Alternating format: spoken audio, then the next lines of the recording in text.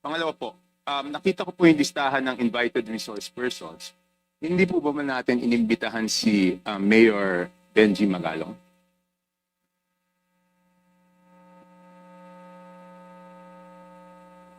Not for this hearing, Your Honor.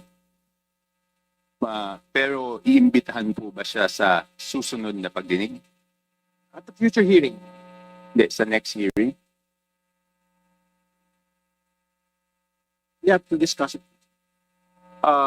Because nandito po kanina si Bante, siya po yung nagsabi na wag naman akusahan yung house at pangalanan kung sino yung tinutukoy.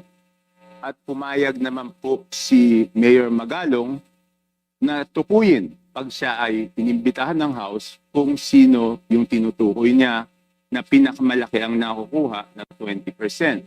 So ang tanong ko po, bakit pa po hindi imbitahan kaagad ng committee para malaman na po natin kung sino yung tinutukoy niya, Mr. Chair? I think we have a commitment that we will invite him.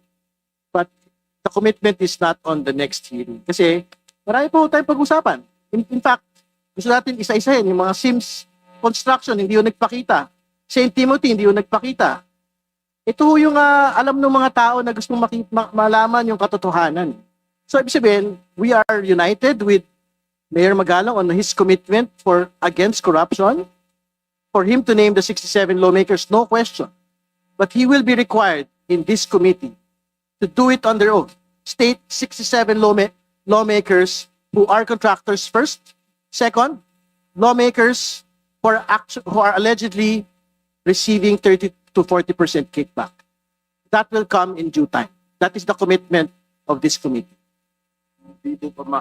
Kasi sa sinasabi niya, ang pinakamalaking nakukuha ay yung Committee on Appropriation. So hindi pa ba mas mabuting i-address na po natin? Kasi nandiyan po, si Congressman Abante, nadinig ko po yung interview nyo, sabi nyo po, dapat pangalanan po ni Mayor Magalong. So ayaw nyo bang mag-present ng motion na imbitahan na siya kaagad para pangalanan na rin po niya? At sinabi naman po niya na willing naman po siyang imbitahan. Congressman Avante, you're being asked. Should I make the motion now? Better, Mr. Chair, to show na talagang seryoso tayong imbitahan siya. Talagay ko. I just have one. Mr. Chair, Before speaking, I have one question lang po to Congressman Chaco. Is this part of your interpellation or what is this? Okay. All right. It's part of my 5 minutes, Mr. Okay. Chair. All right. And after this, I will have no further questions because this will be my basis of seeing if talagang may pupuntahan tong committee na to o wala. Kung ayaw natin imbitahan si Mayor Magalong sa agarang panahon, magkakaproblema tayo sa credibility niyan. But I think we have to state for the record as well that in many public forums, Mayor Magalong has labeled the committee as merely a moro-moro committee. So I think the public should look at that as well. Yes, Mr. Chair, pero sinabi niya, kahit tinawag niyang moro-moro, sinabi naman niya na willing siya magpumarap, di ba? Eh di, tingnan natin kung haharap siya pag inimbitahan natin. I think... Mr. Chair, point of order.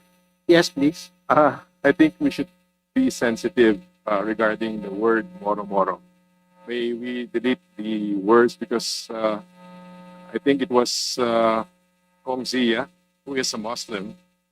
It was, I think, an affront to the Muslim community. Yes, I understand it, but that was the exact statement of Mayor Magalong, labeling the committee as moro-moro. We will not remove it from the record, but because that is what he had labeled the committee. Mr. Chair, just coming it from the members of the committee and saying that it is moro-moro, I think it's quite personal on the part of the members of the committee. But anyway, I will abide by the decision of this committee. Thank you, Mr. Chair. Thank you, Congressman Santos. Again, would you want to respond to Mr. Chair, Congressman Chanco, please? there's no problem in making a motion, but as you made a promise to me, Mr. Chair, that one day Mayor Magalong will be invited, Why don't we just finish the hearing right now? We still have a lot of contractors that are waiting to be investigated, to be interpolated. So why don't we wait? Why don't we finish this first before anything else? Bakit natin ginugulo itong hearing na ito samantalang marami naman naghihintay dyan ng mga contractors na very much willing to be interpolated? Thank you for your response. Congressman Chanco, please. No further questions. Thank you, Congressman Chanco.